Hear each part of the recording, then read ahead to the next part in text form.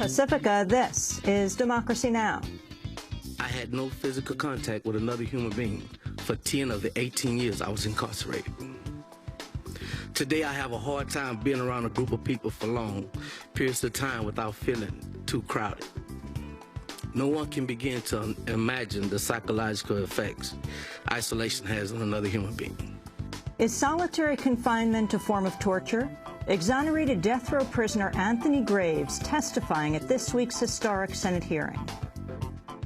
This is the first ever congressional hearing on solitary confinement.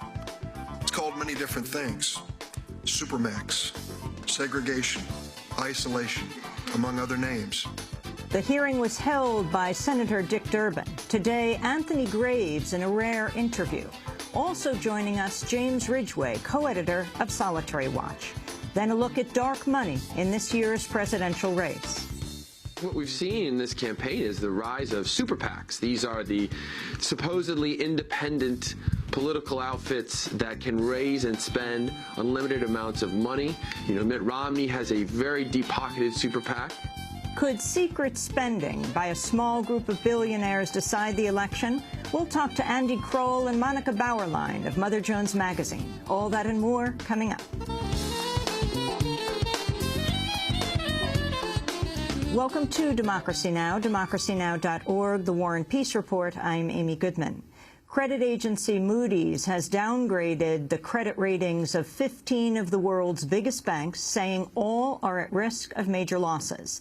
The downgraded banks include Morgan Stanley, Citigroup, Goldman Sachs, Bank of America, Deutsche Bank, Credit Suisse, and J.P. Morgan Chase, which recently lost $3 billion on risky bets.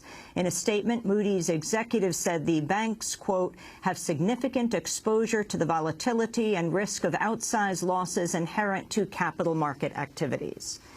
WikiLeaks founder Julian Assange remains holed up inside the Ecuadorian embassy in London after seeking refuge in a last-ditch bid to avoid extradition to Sweden, where he's facing questioning on allegations of sexual assault. On Thursday, Assange met with Ecuador's ambassador to Britain, while Ecuadorian President Rafael Correa said his government continues to review Assange's request.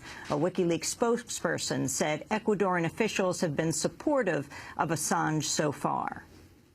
Grateful, of course, for the support of the ambassador and the Ecuadorians. It's putting some strain on the staff, and they're very grateful for that. But I think it's known that the Ecuadorian government and President Rafael Correa is a supporter of WikiLeaks and what WikiLeaks stands for, as should everybody. It's the ideals of basic good journalism, transparency, and information freedom. Although the Swedish government has yet to charge Julian Assange, he's concerned that once he is extradited to Sweden, he could then be extradited to the United States.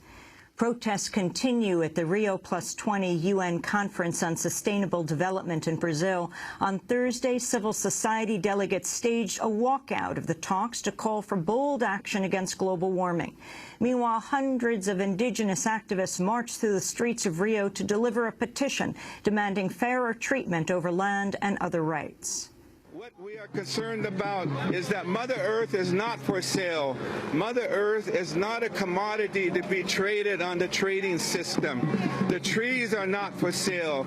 Indigenous leader Tom Goldtooth. Speaking to world leaders inside the summit, Bolivian President Evo Morales called on rich Western countries to change their attitudes toward the world's ecosystem. No es posible la llamada civilización de 200 o 300 años. It is not possible that the so-called 200, 300-year-old civilization is able to destroy the harmonious life that the indigenous people have lived for 5,000 years. This shows the enormous difference between the Eastern nations, the South countries, and especially the social movements that live in harmony with Mother Earth. To read, see, and listen to our coverage of the Rio+20 summit, you can go to our website at democracynow.org. Also see our past coverage of the UN summits. In Cochabamba, we interviewed President Morales. Again, democracynow.org. Egyptian activists are gearing up for another day of mass protests today against the ruling military council. Islamist and secular groups have called for countrywide demonstrations in the aftermath of the council's dissolving of parliament and weakening of presidential authority last week. On Thursday, supporters of the Muslim Brotherhood gathered in Tahrir Square after former Prime Minister Ahmed Shafiq declared victory in the undecided presidential runoff. One protester said the Brotherhood's candidate Mohamed Morsi will be declared the winner when vote counting is complete. We have a paper from judges. Morsi is the real president. The civil organization and the right organization here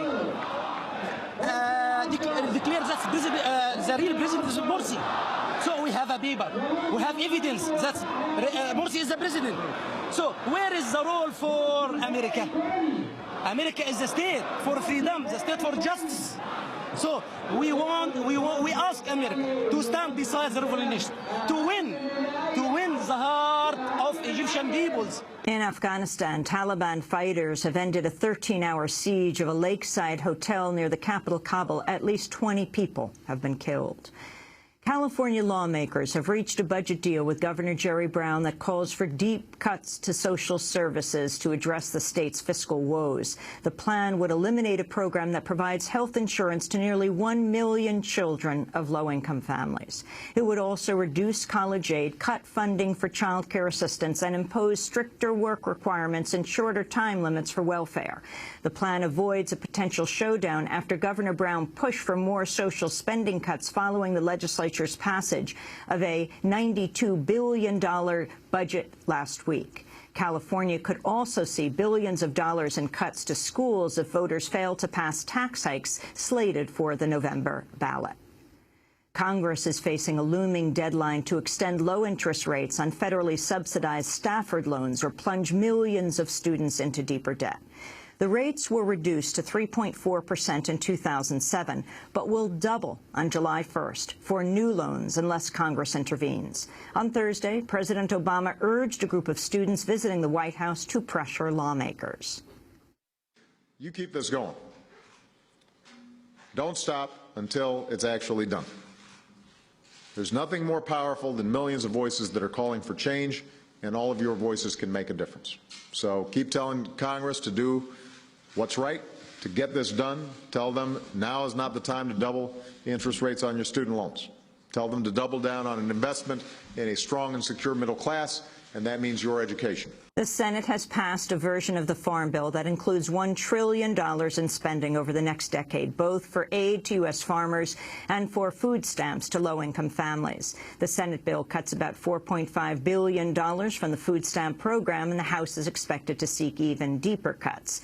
The bill ends direct subsidies to U.S. farmers, but expands the crop insurance program, which would cost $9 billion annually. Environmentalists have hailed a requirement that farmers who receive insurance subsidies must have basic environmental protections in place, but the bill has also come under criticism for failing to tackle the control of large business. In a statement, the group Food and Water Watch criticized the measure, saying, quote, "The Senate passed a farm bill that left the largest agribusiness and food processing companies firmly in control of America's food system." The Supreme Court has ruled a law aimed at reducing sentencing disparities between users of crack cocaine and powdered cocaine should apply to those whose cases were pending when the law took effect. The Fair Sentencing Act was passed in 2010 to address a racial gap in prison terms between users of crack cocaine, who tend to more commonly be African American, and users of powdered cocaine, who are more often white. The law loosened the harsh mandatory prison terms imposed in the mid-'80s that set 1 gram of crack cocaine equal to 100 grams of powder cocaine. On Wednesday, the Supreme Court ruled in favor of 2 Illinois men who were sentenced to 10-year prison terms for selling crack. While their offenses were committed before the law took effect, both were sentenced after it was signed by President Obama. Video and audio tapes have been released of Sanford, Florida police officers interrogating George Zimmerman about his fatal shooting of the unarmed teenager Trayvon Martin. The videos include Zimmerman reenacting the killing for officers at the murder scene one day after the slaying. In a video of a separate interrogation, Zimmerman makes two astounding claims: that Trayvon Martin, upon seeing that Zimmerman had a gun, did not retreat, but instead went ahead and said to Zimmerman, quote, "You're going to die." Zimmerman also claims that after he shot Martin at close range, Martin looked up at him and said, quote, "You got me." Listen closely. When I shifted, my jacket came up and my shirt came up and exposed my firearm. And that's when he said, he sat up and looked and said, "You're going to die tonight." And I felt him take one hand off my mouth and slide it down my chest. And I just pinched his arm and I grabbed my gun and I aimed it at him and fired one shot. He kind of sat back and said, "You got me," or you got me, you got it, something like that. George Zimmerman was recently jailed for lying about his finances during his bond hearing. Trayvon Martin's family has yet to respond directly to the new Zimmerman tapes that were released by his lawyer. On Thursday, Trayvon's parents were featured guests at the National Association of Black Journalists Convention in New Orleans. Trayvon's mother, Sabrina Fulton, talked about losing her son. This was our life. You know, this was my son. This was just not a news story and tomorrow is gone. I have to live with this the rest of my life.